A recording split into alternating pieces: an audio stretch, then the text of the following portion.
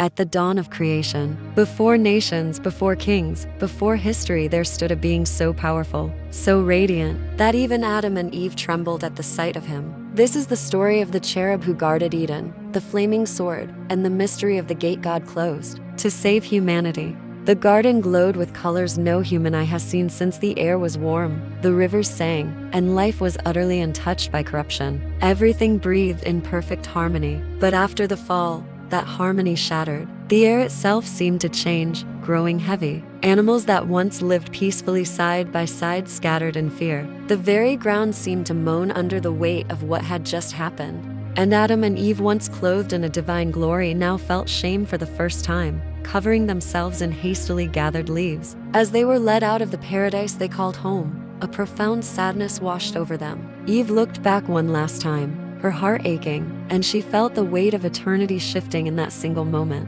Paradise was closing. The gate to perfection, once wide open, was now being sealed shut behind them. The world they knew was gone, replaced by a new reality of struggle and separation. The warmth of the garden was replaced by the chill of the unknown world that lay before them. The song of the rivers was replaced by the silence of loss. Then, a sound. It wasn't a sound of the earth. It was like the roaring of a great fire, a storm of pure energy. The sky itself seemed to crack open, flooding the landscape with a blinding, divine light. A mighty cherub descended. This was no cute, chubby angel from a Renaissance painting. This was a towering, radiant warrior, a being of immense power and authority. Its wings stretched wide, shimmering like molten metal in the celestial light. Its eyes weren't soft or gentle. They were blazing like lightning, seeing through time and space. And in its hand, a weapon unlike anything ever conceived. A sword made of pure fire that turned and spun in every direction, all at once. It was a vortex of divine flame, a living barrier. This was the very first weapon humanity ever saw, and it was held not by a man, but by an angel, a messenger of God. The sight was terrifying, awe-inspiring, and final. It marked the boundary between the sacred and the profane, between the world that was and the world that would be. The message was clear. There was no going back. As the cherub took its post, the voice of God himself echoed through creation, a command that set the angel's mission in stone: guard the way to the tree of life. At first glance, this might seem like a punishment, an eternal banishment, but it was the exact opposite. This act was one of profound protection, of divine mercy. Think about it.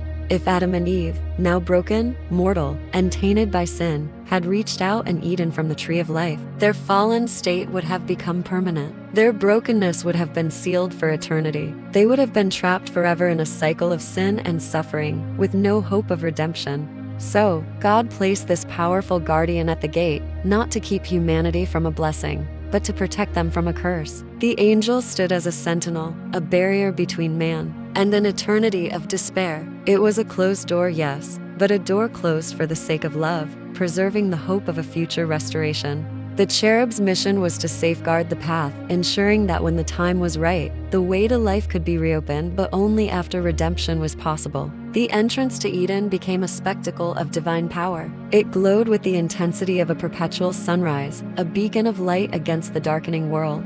At the center of this gate, the angel's flaming sword spun and whirled relentlessly, a wheel of living fire that created an impassable barrier. Night came, and the fire lit up the darkness. Day came, and the celestial glow rivaled the sun. The seasons shifted, the earth aged, but the angel at the gate never moved. It stood unblinking, unwavering, a constant and eternal watchman. Generations were born and passed away. Children would point to the strange, shimmering light beyond the hills and ask their parents what it was. Legends and stories were whispered about the lost paradise and its fiery guardian. Over the centuries, some brave or foolish souls tried to approach the gate, but before they could even get close, the fire would roar with a terrifying sound, a wave of heat and power pushing them back.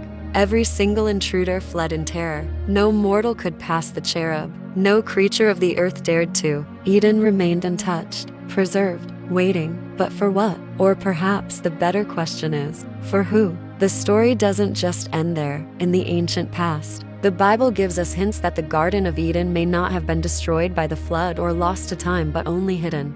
It is a realm sealed off from our own, protected and preserved. Some ancient texts and traditions believe that the cherub still stands guard at that gate, its fiery sword still turning, waiting for a command from God, waiting for the day he reopens what was once closed. But this time, the purpose of the gate will be different. It won't be to keep people out, but to welcome redeemed people back in.